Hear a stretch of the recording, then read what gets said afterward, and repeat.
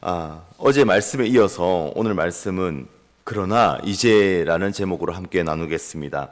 어제 말씀은 욥기 29장입니다. 29장에는 여호와 하나님께서 나를 보호하시는 그때, 과거의 그때가 너무나도 무궁하고 너무나도 평온하였고 너무나도 완전한 그때 당시의 모습들을 욥은 그때 하나님의 그때 보호하셨던 그때를 생각하면서 해상하는 장면이었습니다. 너무나도 성도들이 이상적인 신앙의 생활을 바라보던 그때였습니다. 그런데 30장에 보시면은 그러나 이제는 이라고 시작이 됩니다. 그러나 이제는 볼펜 있으시면은 한번 체크를 해주셔도 괜찮겠습니다. 30장 1절에 그러나 이제는, 그런데 9절을 보시면은 또 있습니다. 이제는 이라고 되어 있습니다. 또 오늘 본문 아니지만은 16절을 보시면 이제는 이라고 3번이나 등장이 되고 있습니다. 그러나 이제는, 이때까지는 그때는 어제는 하나님의 은혜가 과거의 신앙, 세월 내다보고 있습니다. 그러나 이제는 현재의 모습을 직면하는 욥의 모습을 발견하게 됩니다. 우리의 신앙이 늘 옛날만 생각할 때가 있습니다. 옛날을 생각한다는 것은 지금은 잊어버리는 것을 말하고 있습니다. 제가 가끔 청소년 사역에 특강이라든지 말씀을 전하러 갈 때에 많은 교회를 가보았는데 갈 때마다 부장 집사님께서 인사를 하십니다. 전도사님, 목사님, 그때는 말이죠. 예전에는 떡볶이만 주어도 아이들이 몰려왔었습니다 라고 하면서 그때를 회상할 때가 많이 있습니다. 물론 지금도 장로님이나 또 나이 드신 또 예전에 우리 임원들이나 또 부장님을 하셨던 분들은 목사님 그때는 말이지요 라고 할 때가 많이 있습니다. 그때는 사실 지금은 할 말이 뭐 여러 가지 많이 있겠지만은 그때는 제 때만 하더라도 저도 초등학교, 중학교, 고등학교 때까지 한 반에 50명, 60명씩 있었습니다. 그런데 제가 얼마 전에 우리 중등부 학생을 한번 만나서 이야기를 한번 해보았는데 한 반에 20명에서 30명이라고 합니다. 대구 시내 제일 많은 반이 한 30명 정도 된다고 하는데 칠곡 같은 경우에는 20명도 안 되는 반도 많이 있다고 들었습니다. 지금은 숫자가 좀 많이 줄었습니다. 그때는 떡볶이를 먹어서도 전도가 되었다면 지금은 900을 가도 전도가 안 되는 그런 상황이 맞이하였습니다. 한 끼 식사 신방이 한 끼 식사가 10,000원 정도가 되고 커피값이 6,000원, 비싼 거는 7, 8,000원까지 하는 경우도 보았습니다. 저도 그때는 어릴 때 그때는 여름 성경학교 자두만 주어도 따라가고 쫓아갔던 그때가 있었습니다. 그러나 우리는 신앙생활을 하면서 우리가 직면해야 되고 우리가 알고 깨달을 때가 있어야 되는데 그 현 주소 그러나 이제는 이라고 합니다. 그러나 이제는 여러분들의 신앙은 어떻게 살고 계십니까? 그러나 이제는 여러분의 삶에서 우리의 믿음이 얼마만큼 우리의 까지 찾는지 한번 확인해 보시기 바랍니다. 우리가 믿음이 없음에도 불구하고 우리는 전진하며 달려갈 때가 많이 있습니다. 마치 열정과 자기의 생각과 자기의 고집과 자기에 있는 모든 것으로 인하여서 우리는 전진할 때가 많이 있습니다.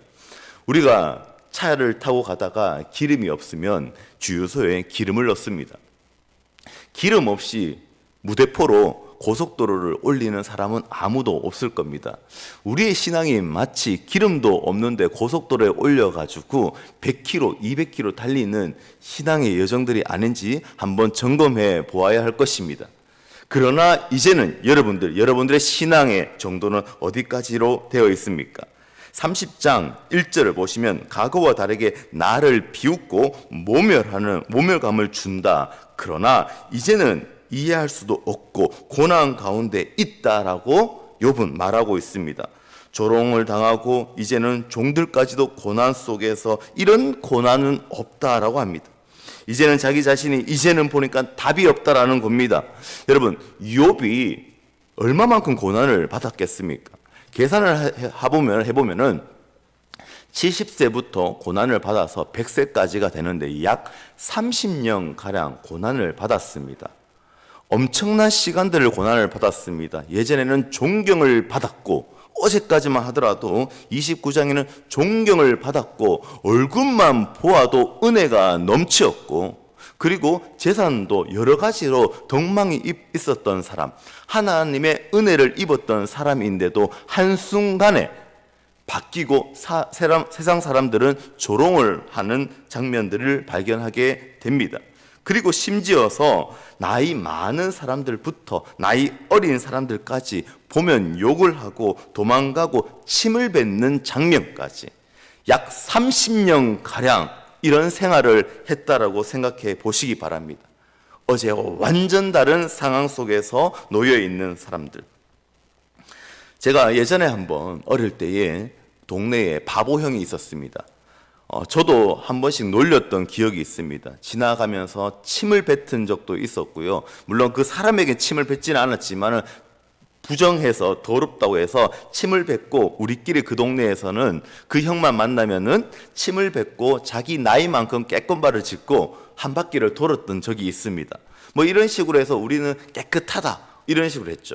지금 생각해 보니까 그 형님이 틱 장애가 조금 많았지 않았는가라는 생각이 듭니다. 요즘도 간혹 가다가 틱 장애가 많이 있습니다. 사실 그건 장애도 아니지요.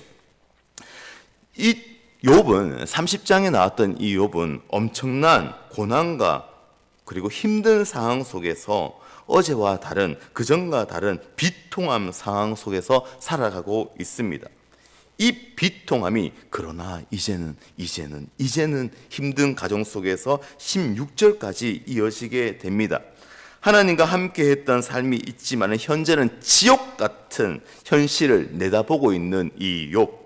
욥이 동네에 나가면 어른들도 일어나서 도망가고 했던 그 상황들. 젊은 사람들은 어제까지만 해도 나를 존경했지만 지금은 비웃고 종들까지도 나를 무시하고 피하고 놀림거리가 되는 그 상황 속에서 세상과 분리해서 격리돼서 살아갔던 이 욥의 상황들, 심지어 역겨워서 침을 뱉는 그 상황 속, 요즘은 거리두기와 단계별로 코로나 때문에 거리두기가 조금 부담되는 단어가 아닙니다. 그러나 관계의 단절이라는 것은 사회에서 살아가는 것은 결코 쉬운 일은 아닙니다. 욥은 피부병부터 시작하여서 고난 속에서 사회와 분리적, 지금은 친구들이 찾아오지만은 사실은 그 친구들도 대단한 친구들이었습니다. 그 사회와 분리 상황 속에서 찾아올 수도 없고 만날 수도 없는 외로운 상황 속에 있었던 그 욥을 한번 생각해 보시기 바랍니다. 우리는 믿는 자들로서 어떻게 나아가야 하겠습니까?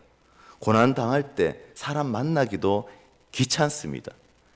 제가 어려울 때는 그냥 전화 받기도 싫을 때가 많이 있습니다. 내 사정을 말하면은 각자가 듣는 사람들의 반응이 전부 다 달랐습니다. 30년가량, 욥은 30년가량. 성경에 보면은 다양한 치료의 사건들이 있지만 누가복음 8장 43절부터 시작해서 48절에 여러분도 잘 아시겠지만 12회의 혈루병을 앓는 한 여인이 나타납니다. 쉽게 이야기해서 12년 동안 피를 흘리는 부정한 여자입니다. 고난받은 여인이 등장을 하는데요. 그는 주 앞에 나와가지고 어떻게 합니까? 옷깃을 잡아서 결국 그 삐짓고 들어가서 주님의 그 옷깃을 잡았을 때에 그 믿음을 통해서 그 혈루병이 앓는 병이 낫게 되는 역사가 있습니다. 할렐루야. 우리의 삶이 바로 이런 것입니다. 어떠한 삶이 있든지 간에 지금 여러분들에게 동기가 불순해도 괜찮습니다. 교회에 무슨 보물 팔러 와도 괜찮습니다. 그러나 내가 지금 치료를 받기 위해서, 내가 살기 위해서 삐짓고 찾아와서 들어온 것이 교회라도 주님은 동기가 불순하여도 그럼에도 불구하고 부정한 것을 성결로 덮어버리시는 예수 그리스도이심을 믿으시기 바랍니다. 혈루병을 앓는 자는 12년 동안 사회와 격리된 사람이었습니다. 그런데 그 치료, 이적, 기적을 소문을 듣고 나서 제자들의 무리 속에서 삐짓고 들어가서 예수님의 그 숄더라고 하나요? 옷을 붙잡았는 것이 아니고 정확하게 이야기하면은 이 여자들이 겨울에 입는 그 숄더라 맞습니까? 그 마우란 아니고 뭐죠 이게 천 같은 게 있는데 끝에 양쪽에 그 장식구 같은 실 같은 줄이 4개가 있는데 그 줄을 잡았다고 합니다. 그 줄만 잡아도 예수님에게 능력이 나타나서 그 혈루병이 낫게 되는 기적을 맛보게 되는 것이죠.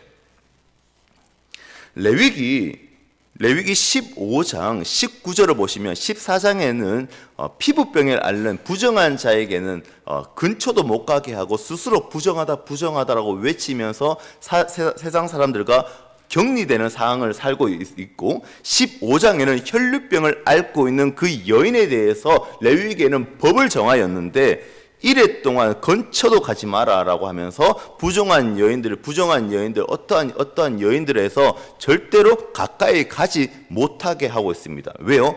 피 흘리는 것은 부정하기 때문에. 여기서의 혈루병은 생리와 다른 겁니다. 생리 기간이 끝났음에도 불구하고 피를 흘리는 것을 말하고 있습니다. 남자의 성결도 똑같습니다. 남자도 성병에 걸리거나 여러 가지 상황 속에서 부정한 걸 떠나서 거룩성을 나타나기 위해서 가까이 가지 말라는 것입니다. 그러면 이 12년 동안 혈루병을 앓고 있는 이 여인은 세상과 얼마나 많은 격리 속에서 세상과 떨어져 있는 상황 속에서 살았겠습니까? 그는 한 가닥의 희망을 걸고 예수님을 향하여 전진하며 달려갔습니다. 그리고 그 수많은 무리들 가운데에 그 옷깃을 잡는 기회를 맛보게 되었던 것이죠. 그때에 예수님께서 기적적으로 치료를 해 주십니다. 그리고 더 나아가 구원까지 덤으로 이 혈루병을 가지는 여인은 받게 되는 은혜를 얻었습니다. 45절에 누가복음 45절을 보시면 8장 45절을 보시면 손을 댄 자가 누구냐라고 예수님께서 오히려 물어보십니다. 제자들에게. 그리고 내게서 능력이 나간 줄 알미라라고 합니다. 오히려 지금 치료를 받았는데 그 여인이 누구냐라고 질문하십니다. 자, 여러분, 성결이가 부정이 있는데 무조건 부정은요 성결을 이깁니다. 자, 깨끗한 천이 있습니다. 그런데 떡볶이 국물에서 톡 튀면은 이거는 부정한 거예요. 맞습니까? 그런데요, 예수님께서는요, 성결을요, 부정을 이겨버리십니다. 예수님은요, 더러운 흑암 속에서 빛으로 오신 예수님께서는 이 부정한 흑암을 덮어버리십니다. 그리고 나서 이 소외되고 힘든 이 여인을 부르십니다. 그리고 이야기하십니다. 너는 누구냐라고 합니다. 나에게 능력이 나타난 너는 누구냐라고 합니다. 능력을 받은 자가 누구냐라고 하죠. 이 말은 무슨 말이냐면 소외된 계층에서 이 여인을 부르셔서 사회의 공동체 안에 들어오게 하시고 이 여인을 말하게 하는, 그전까지는 말도 못하였고 근처에 가까이 오지도 못했던 소외된 계층에 있는 한 여인을 이제는 능력을 통해서 치료하시고 구원까지 얻게 하시고 이 안에 구성원으로 오게 하신다라는 것입니다. 여러분, 다시 한번 본문을 한번 보겠습니다. 오늘 본문은 아니지만은 이제는 이라고 되어 있습니다. 그리고 24절을 보시면 욥기 30장 24절을 보면 그러나 사람이 넘어질 때 어찌 손을 펴지 아니하며 라고 합니다. 욥이 죽을 것 같은데 이제 넘어지려고 하는데 사람이 펴지 않으려 손을 편다고 합니다. 그러나의 소망이 있다라는 거죠. 이제는에서 그러나의 소망이 있는 것입니다. 여러분들 중에서 희망이 없습니까? 고난이 있습니까? 아픔과 질병이 있습니까? 우리의 인생은 그러나의 인생으로서 그러나의 소망을 가지고 손을 펴시고 그 손이 오직 예수 그리스도에게만 손을 펼치시는 저와 여러분들 되시기를 주님의 이름으로 축복합니다. 손을 펴면요, 부르짖는 거예요. 그쪽으로 향하는 겁니다.